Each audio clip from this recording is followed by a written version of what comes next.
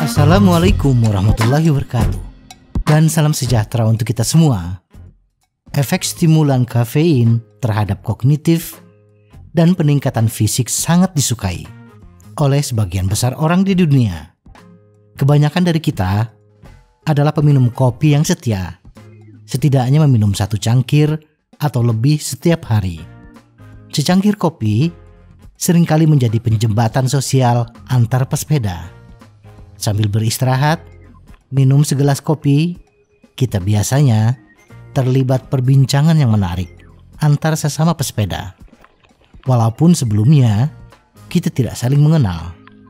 Di samping itu, kafein yang terkandung dalam secangkir kopi mempunyai efek peningkatan kinerja yang signifikan dan terdokumentasi dengan baik dalam berbagai penelitian.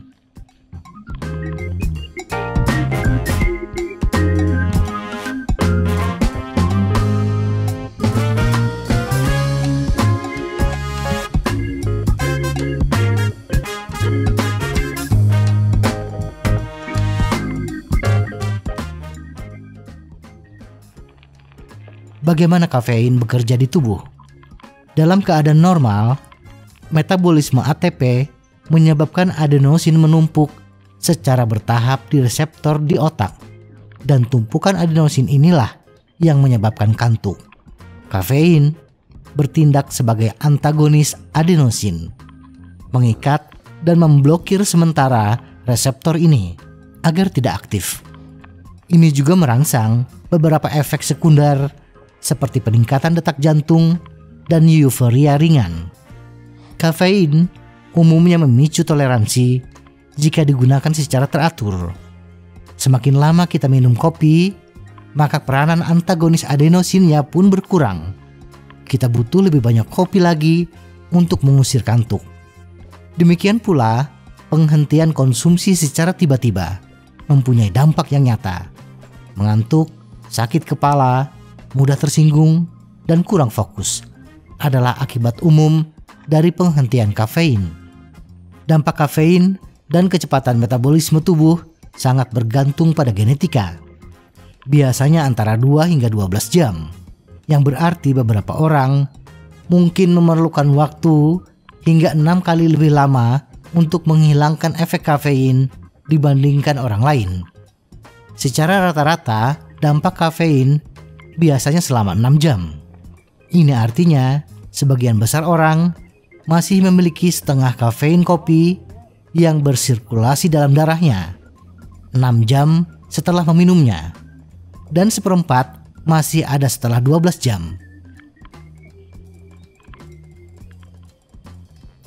Bagaimana kafein dapat meningkatkan kinerja atletik? Efek kafein terhadap kinerja atletik sudah diketahui dengan baik. Badan Anti-Doping Dunia atau WADA bahkan melarang kafein dalam kadar tinggi pada kompetisi antara tahun 1984 hingga 2004. Meski sudah tidak dilarang lagi, konsumsi kafein tetap diawasi oleh WADA.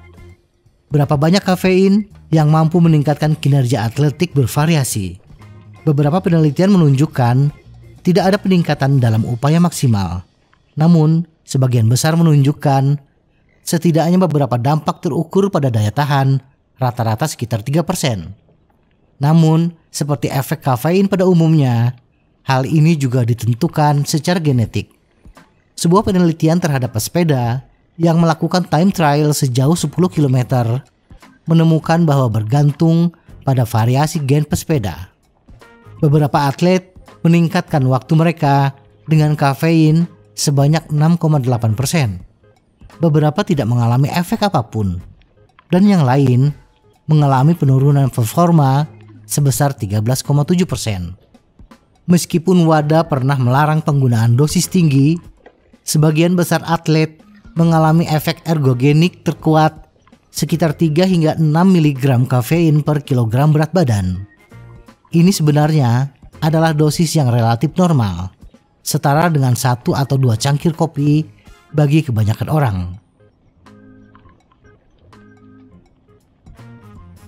efek samping kafein, dan kesalahpahaman.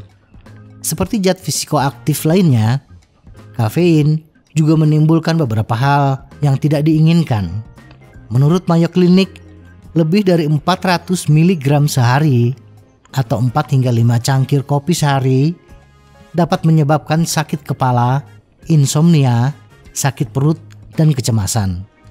Dan sebanyak 4,5% pria Indonesia mengaku minum kopi 4 hingga 5 gelas per hari.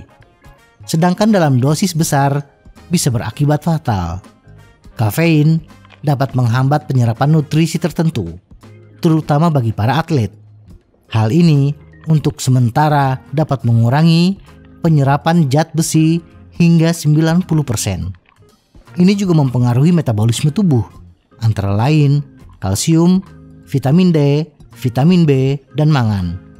Untungnya, dampaknya bersifat jangka pendek dan berkurang dengan dosis yang lebih rendah.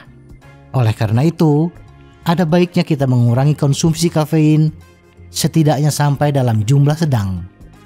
Dan konsumsi vitamin dan suplemen setidaknya 1 jam terpisah dari kafein untuk mengurangi interaksi yang tidak diinginkan. Menariknya, persepsi umum mengenai kafein sebagai diuretik tampaknya sebagian besar salah. Kafein dapat memiliki efek seperti diuretik jika kita tidak terbiasa minum kopi. Namun bagi orang yang mengkonsumsinya secara rutin, tampaknya tidak mengganggu hidrasi. Namun, cara konsumsinya bisa berdampak. Kopi misalnya, terkenal menyebabkan iritasi pada saluran cerna. Efek samping kafein yang paling penting dan umum adalah gangguan tidur. Hal ini sangat bervariasi dari orang ke orang. Namun, waktu paruh kafein yang panjang, 2 hingga 12 jam, menyebabkan dampak kopi akan tetap terasa di malam hari walaupun kita minum kopi di siang hari. Dan ini akan mempengaruhi kualitas tidur kita. Semoga informasi ini bermanfaat. Tetap sehat. Salam goes.